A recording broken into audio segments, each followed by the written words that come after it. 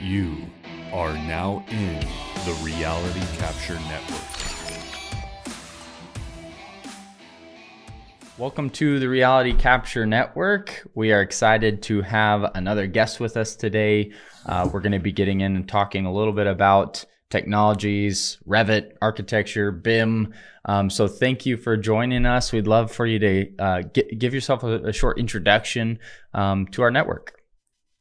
Hi, I'm Matthew. I'm Lindsay Fox. I'm the owner and CEO of TiverBuilt.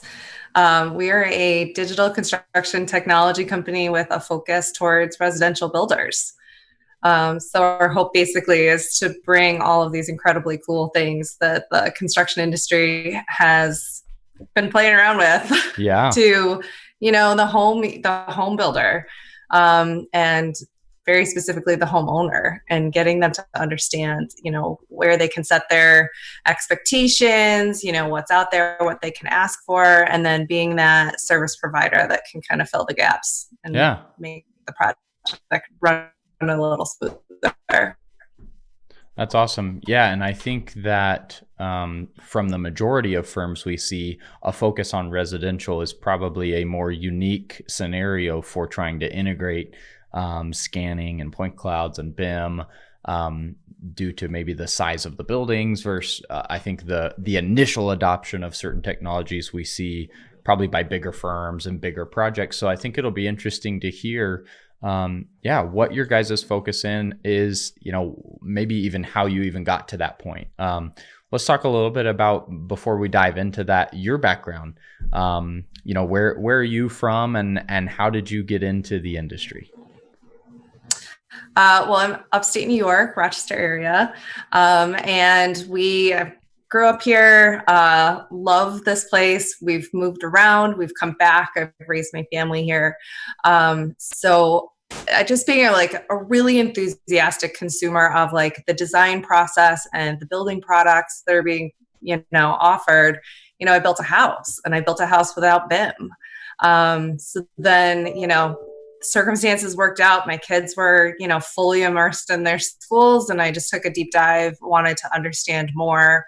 And when you find BIM and then you realize it wasn't offered to you, you're like, oh, I'm just going to go out and start calling folks because I've got these skills now, and, big firms, and say, hey, I'm using BIM and I want to work in the residential space as a design coordinator, or just someone that could facilitate a more successful project, because I felt the gaps, between design and construction, and field management and post construction woes. I mean, it's just a tough scenario. Yeah. And I just got this resounding no. There's not a space for you here. And that was, it was kind of shocking to me, because I knew enough to know that BIM had been around for quite some time. And listening to your previous shows, it goes back some days. Yeah. But the price points, and it's not just about technology, it's about the, how they're used, how they're implemented, how easily they are adopted. And it took some time to learn BIM. It's not something that you can easily alter your firm's platform and say, now we're going to do it this way. Yeah. So that was kind of the, you get a no and it's awesome. So you go try and find your yeses. And when you don't find a yes, you got to make your own yes. And that's where the whole entrepreneurship kind of kicked in. That's awesome. So, so during your search for kind of getting into that space, finding a lot of no's, you just decided, I'm starting my own company? Yeah. Awesome. Yeah.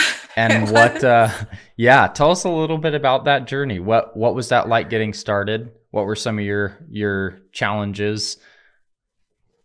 The getting into construction requires a lot of field experience. And what's hard is to get people to give you an opening, to get that field experience, because when field construction is actually happening, it's fast. You got dangerous. You got to know your space. You got to know how to interact with the rest of the team. So it's getting that field experience, especially given my circumstances, wasn't real easy to come by. I wasn't going to go throw myself on a framing crew. Yeah. But I did find this digital building environment. And that was kind of like a big aha, is that I feel like softwares like Autodesk Revit is positioned as a design software.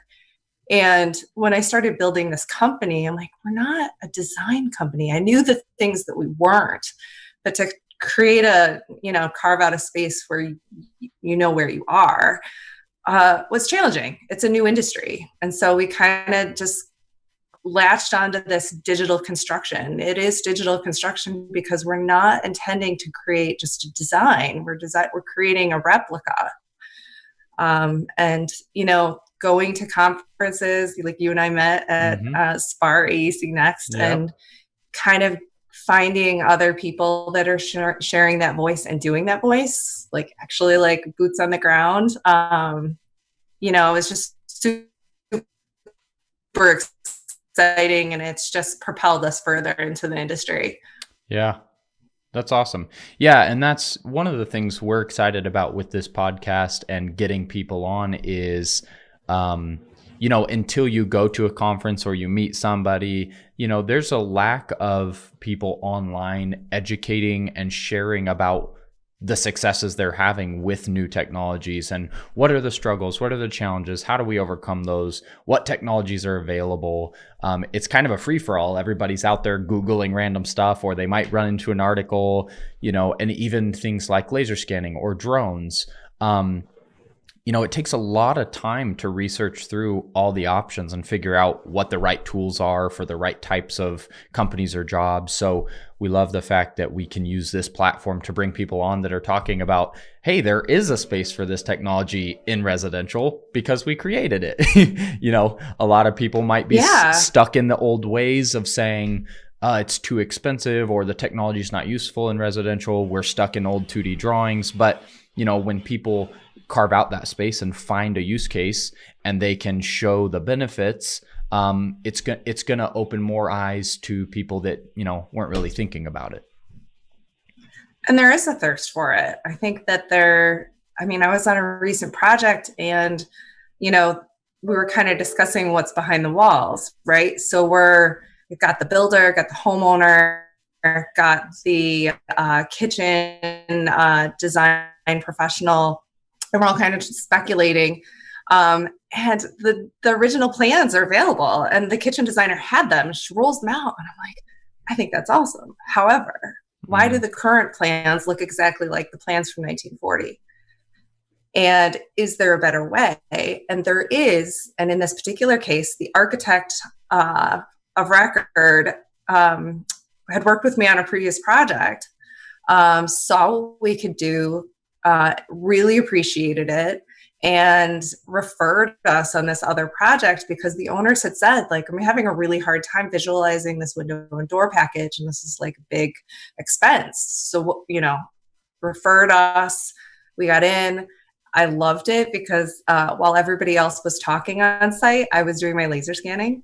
Yep. So it was like just a really nice way for me to hear everything that's going on because I was a little late to the party, and get the documentation that I needed to get. And I'm like kind of fluidly interacting with the existing project team. And catching some things that, just kind of go assumed, and that's what we want to kind of mitigate is, and then having the owner say like, wait, what are you doing? I'm like, yeah, I feel better if I'm involved in an addition that I have laser scans of the existing conditions, because I think it's great we have these 1940s plans, but we all know change orders happen. Yeah. So there's going to be some discrepancies there. Yeah.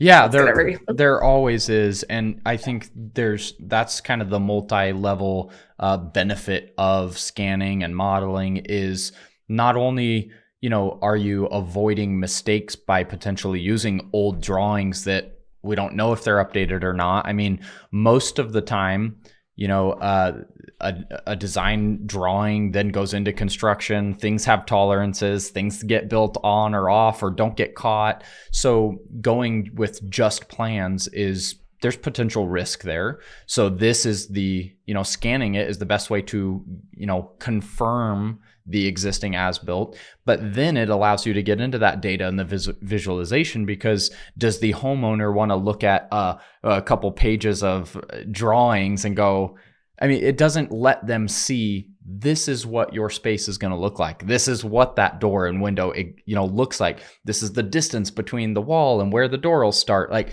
the visualization from an owner aspect, whether it's residential or a, big commercial project, that visualization for the owner, I think, is just as beneficial as, the increased accuracy of the as-builts. Like there's so many extra benefits out of it. Yeah. And what I've loved, I feel like the newness of the sector of construction has created a very open and inclusive culture. I can go to a laser scan conference, I can go to Autodesk University, and I can have conversations with every layer of construction. But the pain points seem to be very consistent. It does not matter what level or what layer of sophistication or any of those particular circumstances around the project. There's still a holistic view that you take on construction, and those pain points are universal. Yeah. And what we're trying to do is foster this adoption of BIM and laser scanning. To do that, I would say successfully, we need to keep that inclusion, and residential needs to be part of that group. What I like about it is that in the residential space, the issues are a smaller scale. They're the same issues. Mm-hmm. But we have a more direct connection to all the players. Yeah. And what I've seen in the commercial space is that you run into those problems on such a large scale that the builder doesn't have free license to go speak to the design firm. The design firm that created the model or the drawings may not even be the design firm that's actually in charge of the project when it goes to field construction. Yeah. So let's create a nice environment for all this incredibly cool technology to work into a smaller scale. Let's really work through some kinks here. You've already got some kinks that are being worked through on the larger projects, and I get to glean the benefit of those challenges. Mm-hmm. I've seen what you do, see how you apply your laser scan. I see how the technique that a laser scanner uses is extremely important. And I can go have a conversation with any of you and say, what's the best practice here? Because I'm running into this problem. Yeah. And I love that. That's such a great environment to be in. And it's a digital field experience rather than trying to be on a framing crew. Yep. And that, again, plays into our whole purpose here in the podcast and building this network is, very often you find that service providers are kind of a closed door. There's a lot of companies who they don't want to talk to anybody about what they're doing. They don't want to share their secrets. They don't want to, make recommendations because they feel like that's going to take away from what they have going, or it's gonna take their market differentiators. What's making them unique. When really, I think that when you're in a new industry and you're implementing new technology, the best thing we can do is everybody reach out and help each other, because if you can make it successful in residential and we can make it successful in commercial and oil and gas or whatever industries, and we're suggesting and helping each other, then, well, guess what? There might be tons of residential over on this side of the country that now can start growing in and adopting because they've heard about the positive things. I think there's no reason for people to, be closed doors. I think that the open collaboration is something everybody should want to pursue. And I think it's important for platforms like this podcast, people that have been in the industry.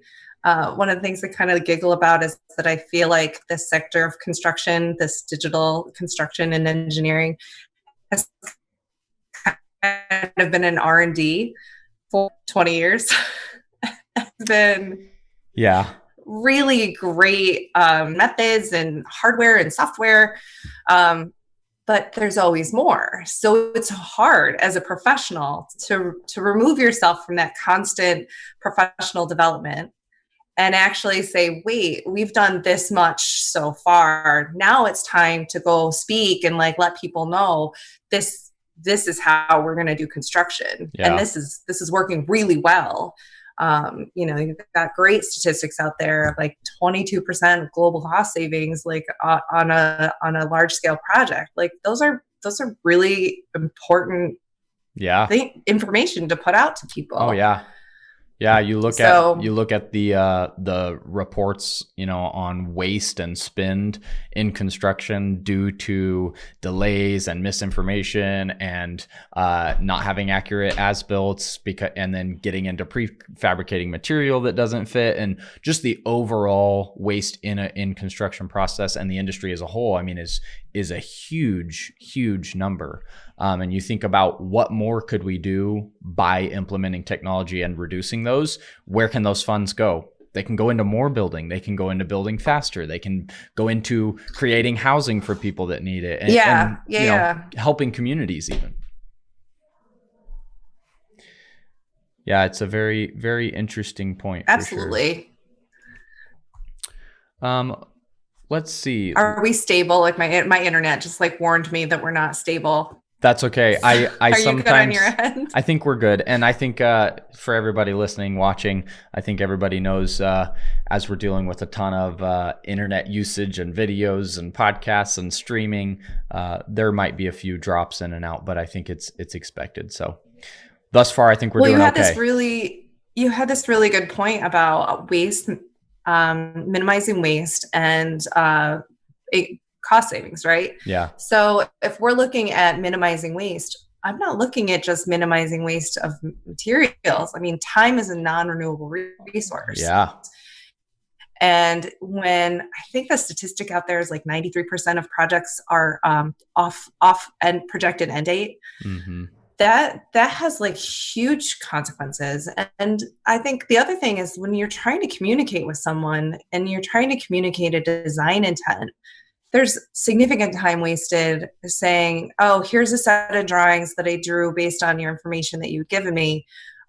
Review them, let me know. And then just like back and forth of, I went through the design process. It actually took me 4 years to kind of just work through all of my ideas, my transitioning family. And the time I spent with our architect on our project was actually like very interactive. And I sat with him while he was, drawing in AutoCAD and changing walls and stuff. And I'm like, there has to be a more efficient way.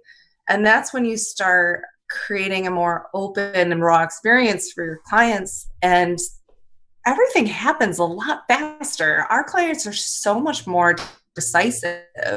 And that's where you're getting into like these kind of difficult to measure benefits.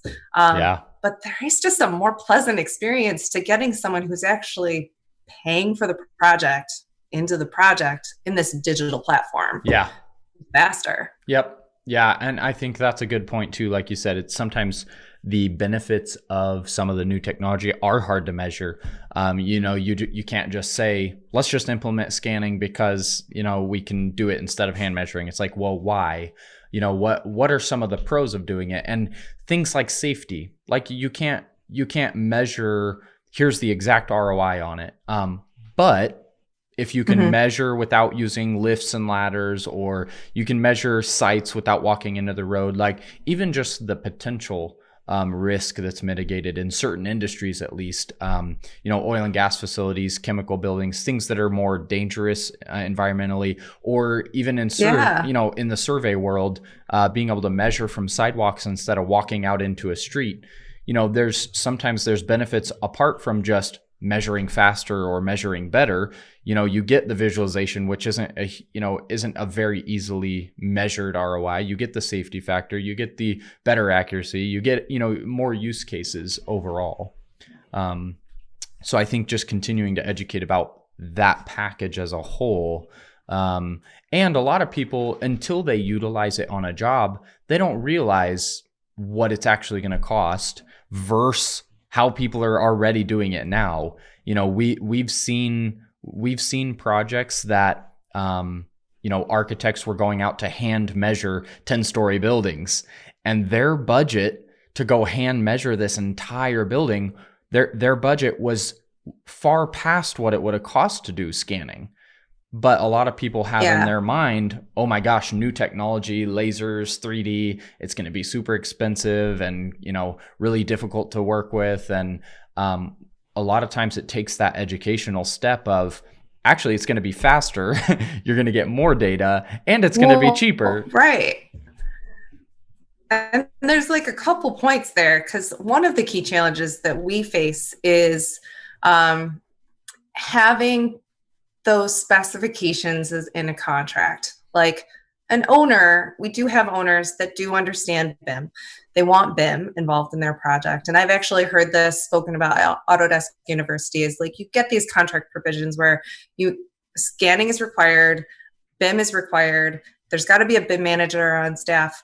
But what's challenging is that the people creating those provisions aren't necessarily understanding the full scope of capabilities that each of those provisions or products can create. Like, what does your BIM do?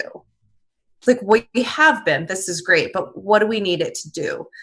Same thing with laser scanning, is that you indicate a laser scan, but you don't necessarily indicate a budget, because you don't actually know what the budget should be for the laser scan. So having these conversations and letting potential stakeholders, owners know more about the technology, we're going to find that those provisions actually do have a better, improved product for them. But that's on us as professionals, and kind of creating like a universal voice here. It's like, what is a good laser scan? And you've talked about it in the past, and like your other guests have talked about, like, what do you need out of the scan? And I face it often is when I want BIM. What are you going to do with the BIM? You need to know, the level of detail that you're looking for. Who else is using this? Oh, well, the MEP coordinators are going to be using it. Like, okay, well, this is important information to know. Yeah. So kind of putting more information out there in a digestible way. I mean, I'm new to the industry. I've been in it 4 years. Yeah. There's so many acronyms. There's so much to learn. Yeah. So we need to be able to comfortably describe what it is we do, the value that we bring to the project. And at the end of the day, when I'm with a builder and an architect and we're running through the plans of a renovation addition, and I don't have to say anything of how the clash is going to happen between the ridge beam and the existing structure, I can just show them. Yeah. It's such a sweet spot for everybody, because there's no adversarial gumming up the works. It's just sort of like, there it is. What do you want to do about it? Yep. Yep. And that saving the words that you need to kind of go through to kind of either advocate for yourself, advocate for the position or value that you're playing into a project, priceless. Yeah. There's just nothing better. Yeah, it really is. There's the structure. That's where you want to put the ridge, and there's lots of windows here. Yeah. So what do you want to do? There's no more guessing. There's no more, 3 guys with different levels of experience saying, no, that's not where it's actually going to sit. Like, no, you just open it up and look. Here is your and model. And owner's saying, who do I believe? I'm like, we're taking trust out of this. There's levels of confidence, perhaps. Let's take trust out of this. Let's refer to the data, and then we need to let people know how that data is created so that they can have confidence in it. Yeah. If garbage in, garbage out, like if an owner who just paid for this contract provision and this layer and this step doesn't have some ability to quality control, then the consequences and the cascading negative benefits, negative but not benefits. Yeah. Yep. It's uncomfortable. Yeah. Not a great place to be. Very much so. Maybe we could take a second to talk a little bit about the technologies that you're using. Obviously we enjoy covering any technologies in the space, from, what types of laser scanning are you doing? Handheld, terrestrial? Have you gotten into drones? Do you use the point cloud? Do you get into modeling? Do you do virtual reality? Let's kind of talk through maybe just bullet points from start to finish, some of the technologies you guys are into. Yeah. Number one, I would say as an entrepreneur, like find the platforms of forums and stuff and start reading them. Then there is a great network of BIM professionals. They're open and willing to speak to you. I think that was kind of my big jump into the industry, is that I found a firm that was not in my area, that's out of Colorado. And they were using Autodesk Revit, which is what we're based. It actually inspired our name because that's Revit spelled backwards. And I saw what they were doing. I reached out to them and they got back to me. And that was incredible. Let me just fix my little things here. Oh, no worries. They got back to me, and now you're my mentors now. And they're like, yeah, sure. That's great. So step one, you don't have to reinvent the wheel. You don't have to kind of create your own best practices. If you're trying to get into BIM, I prefer Revit because they don't feel like we'll ever outgrow it. There's a lot in the residential space that are using Chief Architect. And like, fun fact, I don't know, but the creators of Revit actually based their platform, my understanding, on Chief Architect because it was a really comfortable interface. But yeah, like, so going through and kind of testing the BIM softwares that are available, that's step one. Take some time, research that.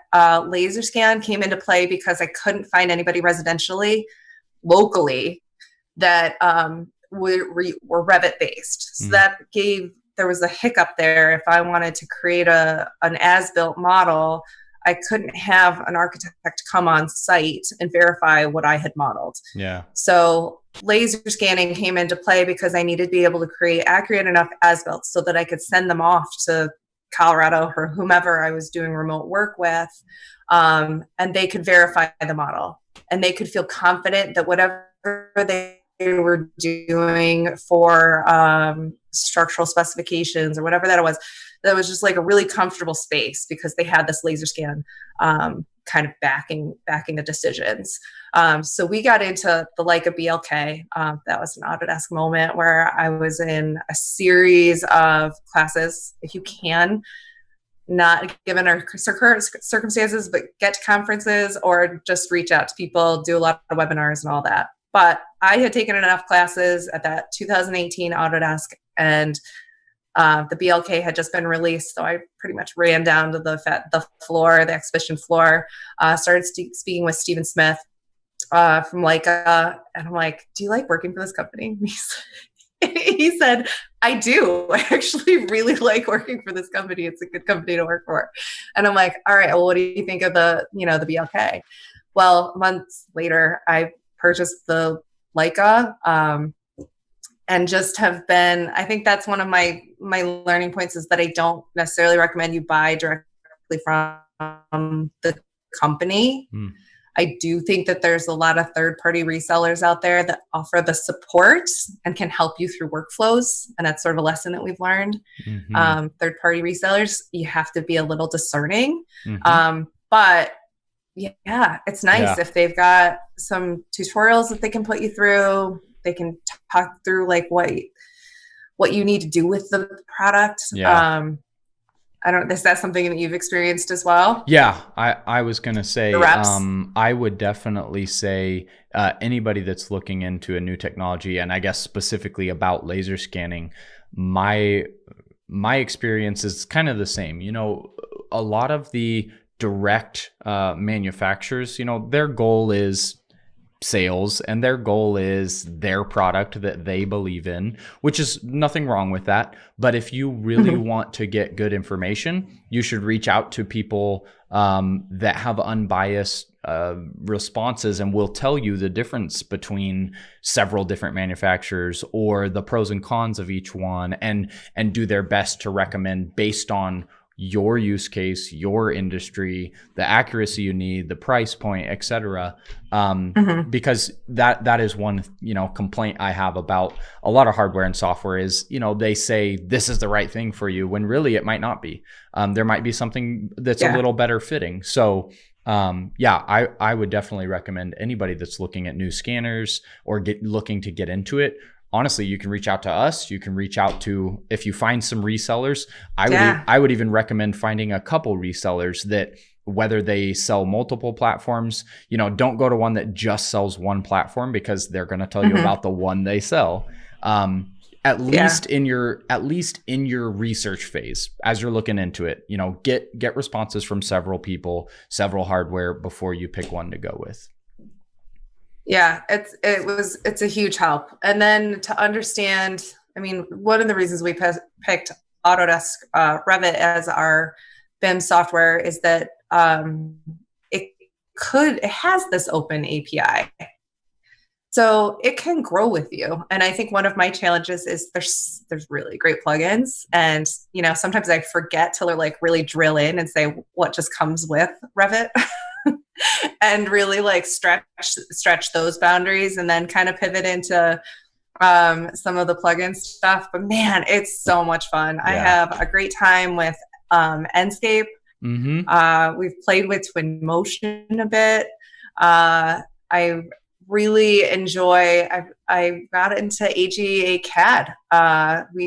We're doing some of the wood framing because a lot of the challenges that we're facing in the residential space is that there's a disconnect between the owner and the builder and then subcontractors. So you've got folks in the field and folks actually putting, hammer to nail. And so if we can create a visual around, what the expectation is, what the framing method is, and have those conversations with the subcontractor layer, that creates a faster project. Our builders are having a great time knowing that their production rates, they can predict better, how many projects they're going to be able to do in a year, because they don't have that indecision that can cause, week-month delays, and when you tell the next owner that is in line that says, oh no, I got another month on this project. Yeah. So that's kind of and then what else do we do? We've got, Enscape has really been fantastic for us. Yeah. And we've actually hung out with the Enscape team at conferences, and they're really great at answering questions. So that's been super fun. I found a new one that was the GE Terrain. So I could literally go into, it's an API with Google Earth, and you can just kind of create a topography for your project. Nice. Based on the actual Google Earth. That workflow is like super fun, because my clients are like, wait, no, that's like my actual backyard. I'm like, yeah, I know. Isn't that awesome? That's awesome. These are the things you have to ask for. Yeah. You can start asking for it now. Yeah. And that's the thing. Again, we're still in, I say, industry wide, we're still in the education phase. We are in the phase of people don't even know that they can ask for it. Until you get out there, if you just walk up the street and ask 50 people, do you know what laser scanning is? Do you know what BIM is? People don't. So especially in the residential space, they don't know to ask for it. And even with architects, engineers, construction companies, a lot of people have in their mind, oh, this technology has been around for a while. It's so useful. It's fully adopted. It's not. We reach out and talk to engineers and architects and people all the time, and they're like, yeah, we've definitely heard of it, but they're not using it. They had a bad experience 10 years ago, or they've just not used it, or they think it's going to be way too expensive. There's so many reasons that it's not widely adopted yet. So there is a huge opportunity in every industry to continue expanding and bringing in these new technologies. Yeah, go ahead. The one thing that I would like to say is that we do take the philosophy behind our company is that your differentiator is not necessarily going to be your technology. We'll get to a space where it's the common platform of your deliverable. The BIM, whether it's Revit or ArchiCAD or whatever platform you're in, it's not going to be your market differentiator. It's how you use it. It's the people that are involved on your team. It's the connection and the pleasant experience that you're creating, at least in my space, because that is what I love about the residential space is that you have a tighter network of your construction hierarchy.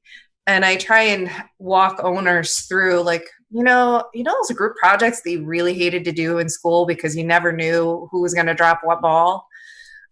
Okay, so imagine your construction and design team, every time they have a project, they get a brand new leader. So you can have an architectural firm and you can have a build firm. They can do lots of projects together. But if the leader of that hierarchy doesn't understand the flow, then we're going to run into challenges. And there has to be a level of confidence that and if we're able to create that using this let's build it before we build it kind of mentality, and really go through these tests, then we're going into this empathetic phase of construction design and construction, which I love because it's the end user whom we all have to please. Yeah. And in my circumstance, the end user and the owner stakeholder are the same person. Yeah. So that's great. Yeah. But, we, even in the commercial field, like we're going to have to start connecting the end user with the project that's planned. Yeah. And make sure that it is usable and that it has longevity. And that'll go towards like reducing, the waste, having less buildings torn down and making sure that they can flex and bend with the change of times and cultures and circumstances. Yeah. Yeah. That's one thing that, even projects that we've done in the past, that we've done scanning or modeling or something on is, sometimes you get pulled in working directly with a subcontractor of the general contractor of the owner. You're way down the tier, and there's been times that it has been frustrating where it's like, I personally know if the owner or the tier down from them knew the benefits of what we could do, it would make so much more sense to do more or to create these extra deliverables or to give the visualization. Like there's certain steps, but sometimes you're stuck down to somebody who has that control to just say, it's going to affect our bottom dollar by 1%. We don't want to spend the money on it. And in your case, getting to talk directly to the owner, and they're like, well, sure, I understand it might be a little bit extra or something, but I want to see it. I want to be able to walk in there. I want to make these changes and decide. And I think that goes across all industries, is continuing to mass educate so that it's not just the decision of one person as to if a new technology is integrated, because sometimes you get talking with a leader or a company that's kind of stuck in their ways and they don't want to integrate it, or they don't want to even go ask the owner about doing something new or so I think continuing to educate from all parties, and like you said, residential is nice. You get to talk directly with everybody involved. It's a smaller team. I think continuing to push that type of environment through other projects and industries is something that's definitely needed and lacking.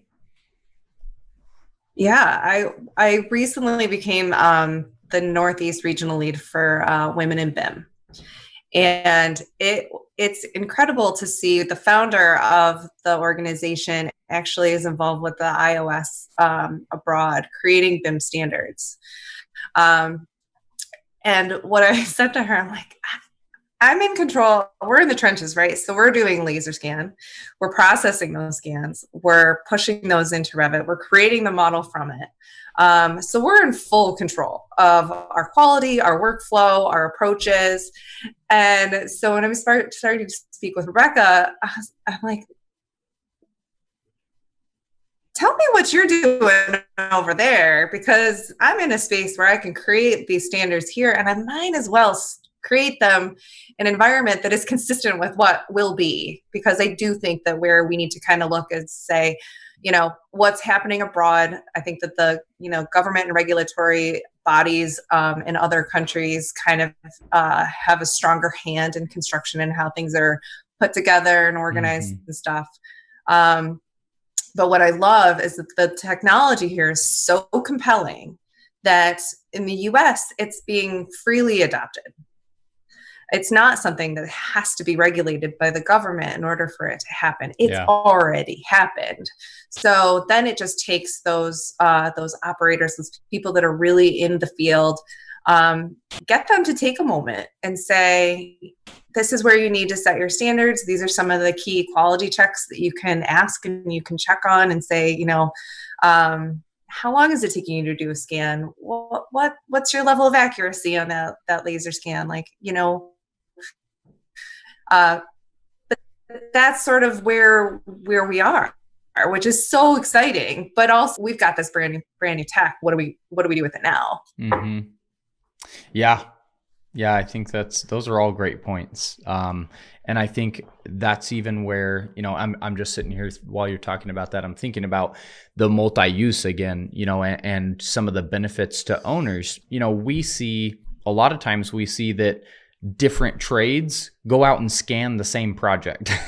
Like you have an architect who isn't talking very well with the other team, and the architect gets a scan done for their as-builts.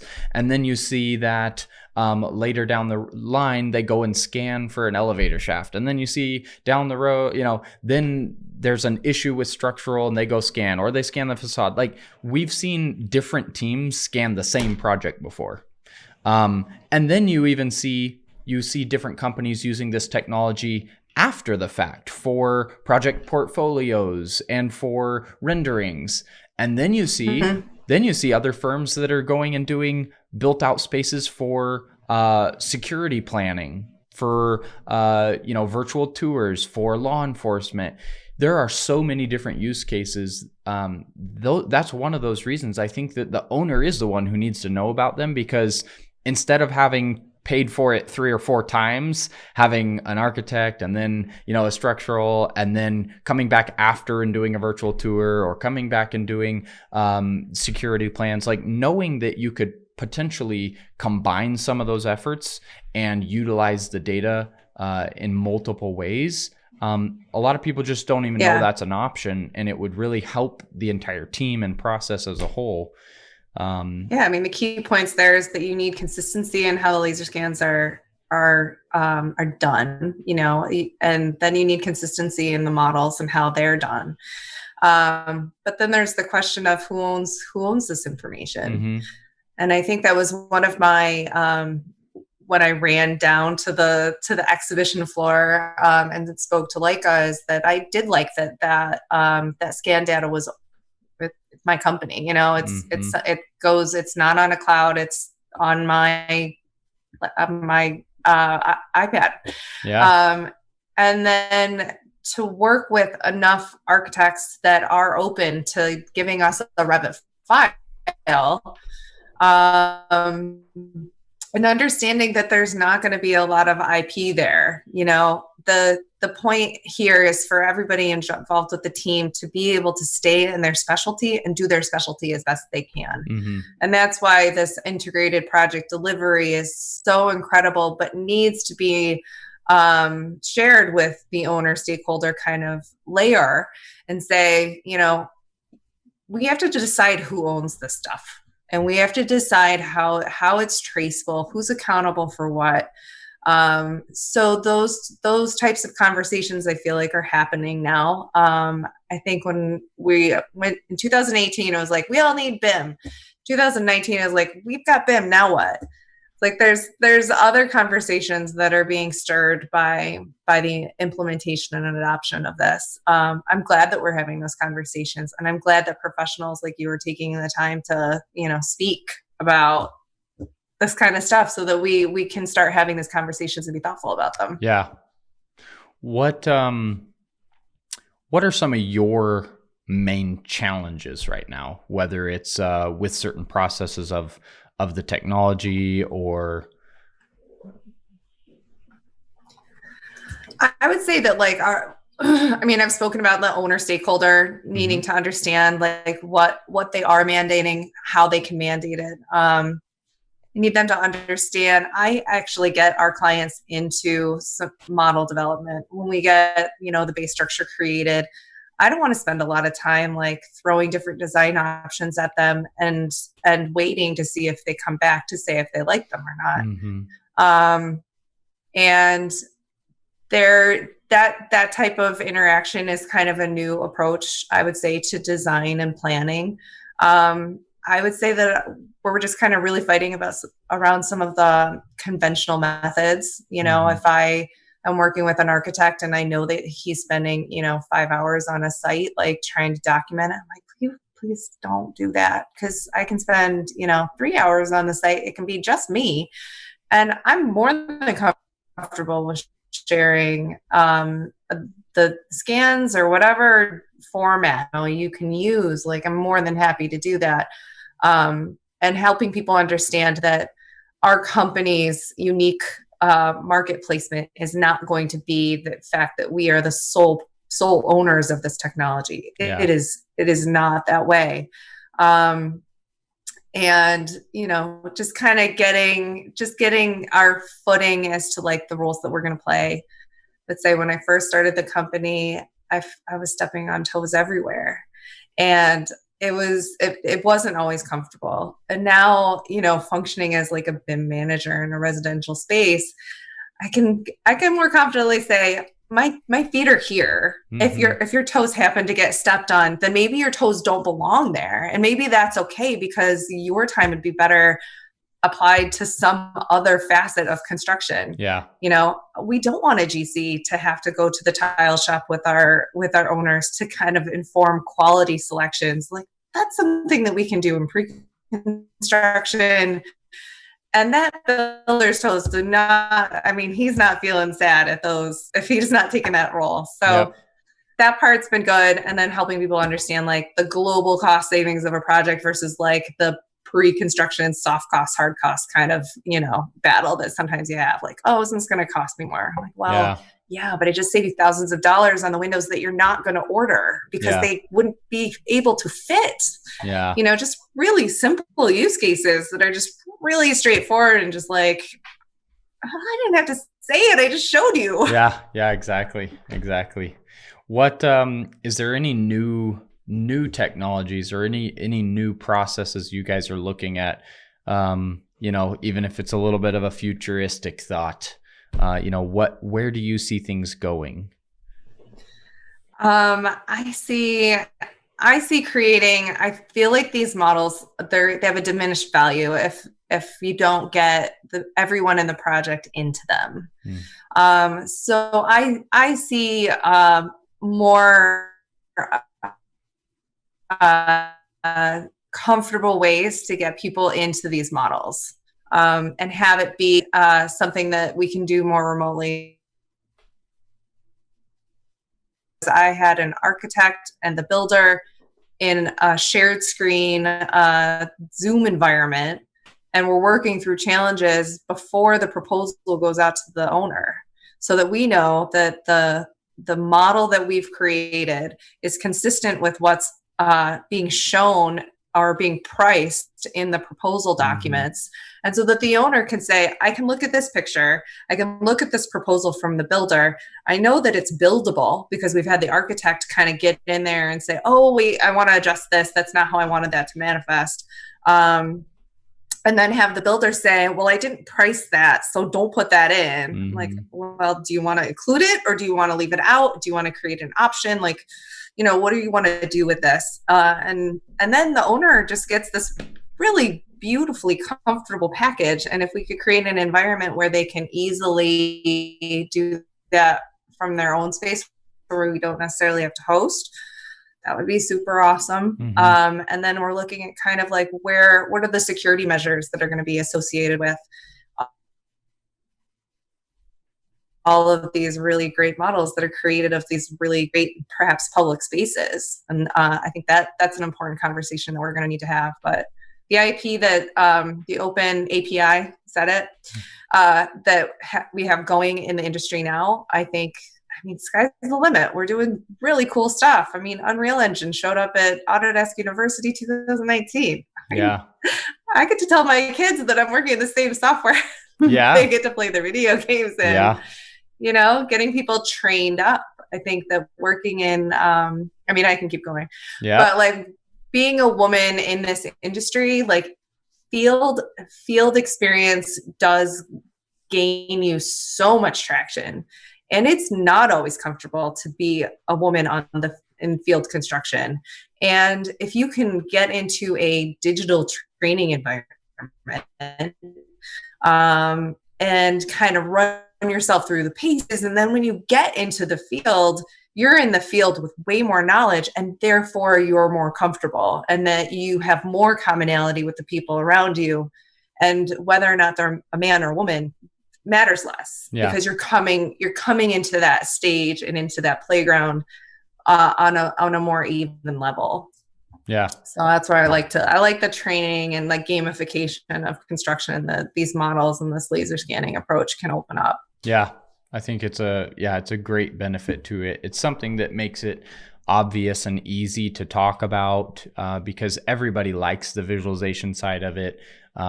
It's very easy to present to people, and it kind of is that middle ground where it's like, the old guys that are out there doing things the way they used to be, they're not typically the ones bringing this in to showcase it. It's typically younger generations, because it is kind of like, it's from the gaming world, it's from visualization, it's very 3D. And I think bringing the technology and using that as a way to bring together all the parties, the younger generations coming into construction, the older sharing their knowledge, and you as a women-owned business, I think it's a great space for you to be in, and it's a great technology for you guys to be working with. Well, it's been a journey. Yeah, I can tell you. I bet. We appreciate you coming in with us today. We will include some links back to your guys' site, as well as recommend for the Women in BIM that you're involved with. You can let us know if you'd like to Women have in some BIM links there. TiverBuilt. One of the more compelling presenters I saw in 2019 was buildchange.org. I think that what their platform is they're doing disaster resistant homes in disaster prone areas. And I don't know if you've heard of them, but they're like doing the coolest stuff with laser scans. So they'll laser scan an existing structure, right? So we assume that if we go into any environment and we create this really great experience, well, that creates a lot of footprint for, the waste, which, construction's already at 30% of global waste is derived from our industry. So we're already up against some stuff there. But we've got, if you can take it needs to be reinforced where the weak points are. And then you can get into some of the training of local skilled labor. Then you're creating a very holistic and really satisfying experience for the local culture. You don't want to be that, not-for-profit that walks in and says, this is what we want to do for you. And you don't get that empathetic experience with an end user saying, I can't live in, I really appreciate your efforts, but I would rather live in a structure that could fall down than in the thing that you just made me. Yeah. And just start. So I really like the buildchange.org, and Women in BIM is fantastic. And reach out to someone. I would encourage, if you're interested in the industry, send whomever that person is that really spoke to you and, feels like you've got a shared voice and approach, just email them. One of the things they say is the worst thing you could say is no. Kind of the best thing they can do is say no, because then you're not thinking about it anymore and you can go put your effort somewhere else. So I'll take that. I definitely love that point. That's, something I'm trying to start doing is, realizing there's a lot of people out there that have ideas that, want to start a business, that want to, create a new industry. There's so many people out there that are stuck behind fear, and they just don't start. They just don't take action. And really, that's sometimes all that it takes, is deciding, hey, I have found something that I really enjoy or something I really want to do. Yes, there's some thinking that needs to be done there. Don't go quit your job tomorrow without a plan or, income or something. But it's actually very easy for people to make that decision. It's easier than they think it is. It's really a little bit of a change in your mindset and your approach, and putting some confidence in there and not letting fear be what blocks you. So I'm glad you pointed that out. Yeah. I mean, we, in the entrepreneur industry, they say, find a problem, create a better solution, right? I take a different little kind of spin on it, and I say, find the pain. And where pain is an indicator where there's an opportunity to affect positive change. And if you can get a sense of like that pain point is broad, then you can find traction. And then I would also suggest create an informal board of advisors, a group of people that you can consistently kind of throw ideas off of, and they'll give you really authentic feedback. I mean, I go through this industry and I get hit with some really hard truth sticks. And the people that take the time to hit me with those sticks, I mean, not that we want to be abusive, but that information, it's not comfortable to give somebody bad news sometimes. But that truth, that even if it's hard, even if you don't want to hear it, can push you into a direction and a focus that is more viable than if you were to just find someone that patted you on the back and said, of course, that's a great idea. Keep going, keep doing that. It's like, well, no, because, and that's where I've used a lot of the builders and architectural firms that I spoke to 4 years ago, and they all told me no. And I've come back to them and I'm like, well, this is how we're doing this now. They're like, oh, yeah, we can do that, but we're going to kind of tweak it this way. Yeah. And having that ongoing relationship, I mean, yeah, I got a lot of no's, but I have been able to kind of convert those no's into open conversations simply because I found the pain. Yeah. And I followed that pain, and I found a positive solution that improves the circumstances for not just me, not just my clients, but the entire trade partner environment that I work in. And that's where it's a very satisfying place to be. But yes, it all started with very scary, lots of no's, and I can't believe I'm the person that gets to do this. Yeah. Because this just seems like the coolest thing ever. It seems like I wrote an article, BIM is default. Like, I'm new to this industry. I started to see what it was doing. And I'm like, this is such common sense. Why isn't that why doesn't my neighbor have a BIM of his house right now? Like, we can have a BIM for everything. Yeah. But, just kind of get there and slowly say, all right, well, if I'm the person that's going to wear this hat, I'm super excited about it, but I'm going to lean on, folks like you and other industry professionals that kind of recalibrate and adjust my perspective so that it is adoptable and digestible for everyone. That's awesome. And again, I think those are all great points from one, building a community. So yes, you have people that you can reach out to that, don't just pick one person, but have 5 different people that have expertise in different things, and be open and build that community that people can work together. And then 2, the other point you made about, you want to get advice and get feedback so that you do know you're going in the right direction, like from your community, but don't let the no's from all the other people that you talk to be what stop you. Because if you find that pain point and hey, I don't see this being done, I know I can do it, it's gonna solve a pain point.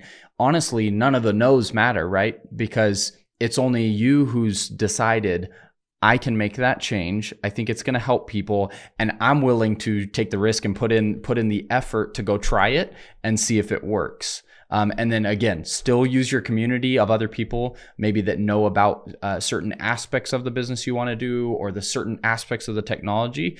But then it's up to you to make that decision and push forward. Yeah, it's a wide path, and you got to narrow it down. And that's one of the entrepreneurial flaws, is that sometimes it's really hard to keep focus.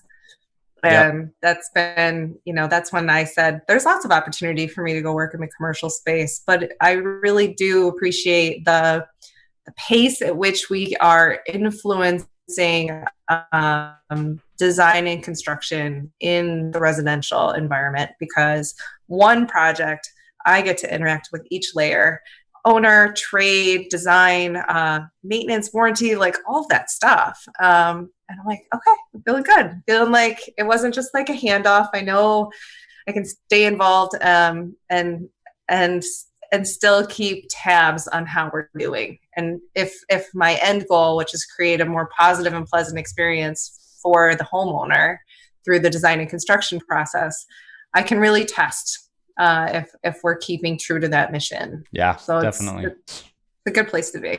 That's awesome. Well, we really appreciate you joining us today. We're going to wrap up here. We'll send some links back to you guys, and we look forward to having you guys stay involved with us as we grow and build out our community, where, you know, we might find people that are looking for advice in the residential side, and we might find homeowners that are looking for help. So our goal is to really build this community and help push everybody forward. And if anybody's out there looking to be a mentor, and you happen to be a female, there is a mentorship that's a platform in Women in BIM that can help. And I'm really excited about it, because I do think mentorship is the key to adoption and to helping people understand what it is that this industry is doing and how incredible it is. Awesome. Well, thank you very much for sharing, and thank you for joining us today. And we'll talk to you again soon. All right. Thank you, Matthew. Alrighty. Bye. Reality Capture Network, bringing the future to you.